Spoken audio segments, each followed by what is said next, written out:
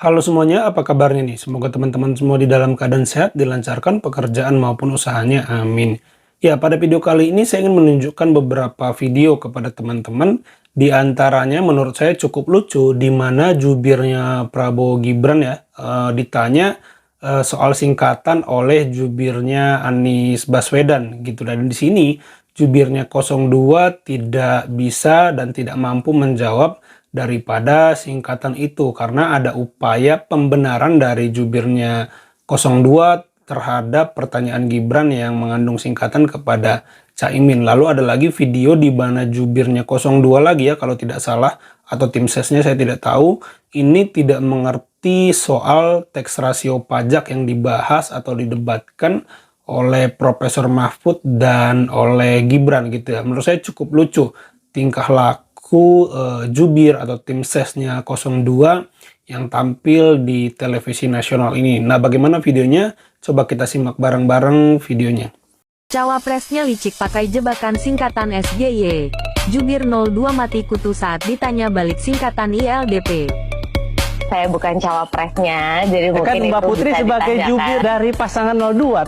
Soal SGIE itu ditanyakan ke Gus Imin. Kalau kata Mbak Putri, ini sebenarnya istilah-istilah biasa begitu Ya, Mbak, ya. di ekonomi syariah. Oke, saya juga mau tanya ke Mbak Putri. Kira-kira ILDP itu apa ya, Mbak Putri? Iya, Kalau Mbak. Mbak Putri tahu SGIE atau SGIE, kira-kira ILDP apa? Gimana caranya untuk Indonesia lebih bagus, kita butuh ILDP. Kira-kira apa yang harus dilakukan oleh Mbak Putri? Silahkan Mbak Putri. Ya, karena saya bukan cawapresnya, jadi Kan mungkin Mbak itu Putri bisa sebagai ditanyakan. jubir dari pasangan 02, tentu kalau ini pernah dibahas di forum 02, tentu seharusnya Mbak Putri paham apa itu ILDP. Ya, mungkin Jadi- Mas Pipi nanti bisa memberikan teknik ini juga kepada... Ini hal sederhana sebetulnya. Oke, ya. oke, Yang ingin saya Indonesia- sampaikan adalah bahwa seharusnya memang debat cawapres tidak sekaku kemarin. Tapi ILDP kalau tidak salah Indonesia Leadership Development Program. Betul. Jadi Mbak Anies paham itu, tapi ternyata kan Mbak Putri tidak paham itu. Saya ingin katakan bahwa seharusnya 5 tahun yang lalu itu tidak terulang kemarin itu. Kalau KPU-nya antisipatif, yang kedua memang calon wakil presidennya pesertanya tidak nakal. Kan persoalannya di situ sebetulnya. Ada upaya untuk menyebab sesuatu yang seharusnya Jadi Anda jelaskan saja dulu. Jadi Anda Apa? melihatnya ini question trap atau seperti apa? Ya betul. Kalau kita lihat ini kan sebetulnya untuk menjatuhkan lawan. Dulu juga begitu. Ya, jadi ini ada upaya pembenaran dengan mengatakan ya sebenarnya istilah yang dipakai Gibran itu istilah biasa saja dalam ekonomi syariah. Nah, tapi di sini dibalas oleh jubirnya Amin ya, ILDP itu apa, dan tidak bisa dijawab oleh jubirnya 02. Lihat teman-teman, memang tidak mungkinlah seseorang itu menghafal semua singkatan yang ada di satu bidang, entah ekonomi, hukum, apapun lah. Apalagi itu debat cawapres yang tensinya tinggi, ada mungkin deg-degan, ada grogi gitu ya, tidak lepas lah. Namanya manusia walaupun jam terbang sudah tinggi. Ditanya singkatan bisa saja ngeblank, bisa saja sudah lelah. Ini Mbak Putri juga tidak tahu ILDP itu apa. Jadi jelas ya teman-teman, pada manusia manapun bisa terjadi ketidaktahuan atau ketidakhafalan soal singkatan. Tapi begitu diperjelas singkatannya apa, oh itu maksudnya, oke saya jawab. Itu entah sengaja atau tidak, menurut saya keliru ketika memahami tax ratio itu. Karena beliau hanya bilang, bagaimana kalau naikkan pajak ini sensitif loh. Nggak menaikkan pajak sama sekali kok. Bahkan dalam visi misi ini, pendapatan tidak kena pajak itu akan dinaikkan standarnya. Bukan yang seperti sekarang. Jadi sebenarnya memperluas ini adalah dengan memperbanyak sektor formal lah. Jadi begini Mbak Afi, Bung Hasan Nasbi tahu 1% kenaikan rasio itu berapa kenaikannya dalam rupiah? Berapa Bung Hasan Nasbi? Silakan. Ya, kan artinya kalau kita mau menyampaikan kita harus paham juga dasarnya. 1% kenaikan rasio pajak itu 160 triliun. Jadi tadi dari 10,5 ke 23%, itu kenaikannya 2.200 triliun. Artinya dalam sekian lama. Bagaimana? How can? Masuk akalkah analogi yang disampaikan? Tidak, saya katakan tadi kecil sekali, hampir tidak masuk akal dalam 5 tahun ke depan Bisa mengejar sampai angka 23% Jadi begini, itu. sebenarnya simpel saja.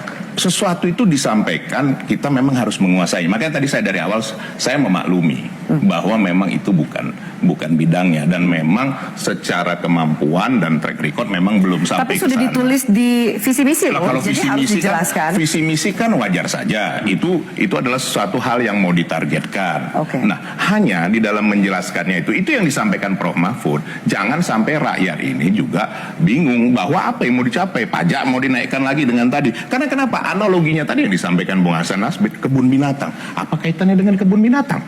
Ya, lagi-lagi di sini timnya Prabowo yang mewakili tampil di televisi nasional mati kutu ya, sama sebelumnya seperti Mbak Putri. Ya jelas ya, jadi pertanyaan Profesor Mahfud itu perihal pajak 23% itu dipertanyakan rasionalitasnya oleh Profesor Mahfud. Nah, ini menurut saya salah satu indikator kita memilih pemimpin. Kira-kira visi misinya itu rasional nggak untuk dicapai? Kalau mengawang-awang itu malah nanti pasti tidak bisa dieksekusi.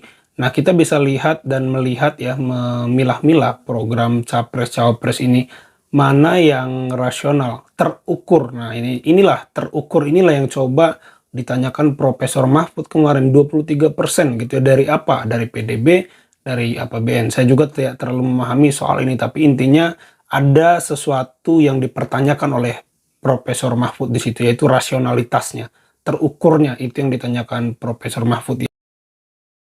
Ada kuli bangunan baru 2 tahun jadi kuli, masih muda banget, pengalaman minim, tiba-tiba mau jadi mandor.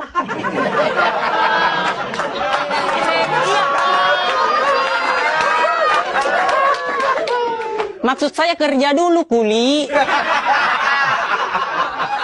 Belajar dulu masang ubin. Jangan tiba-tiba ganti baju partai. Padahal pengawas proyek sudah bikin peraturan loh.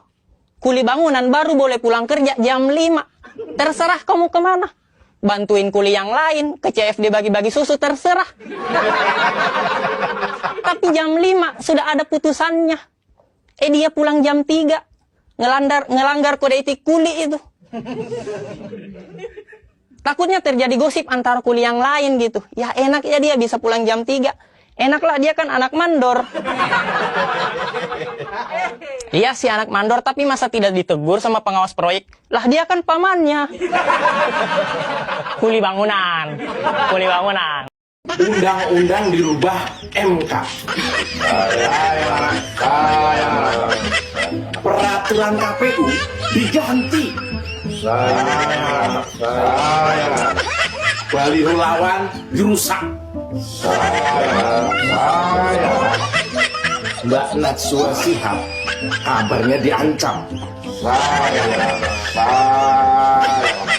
Ketua BEM UGM itu katanya diintimidasi.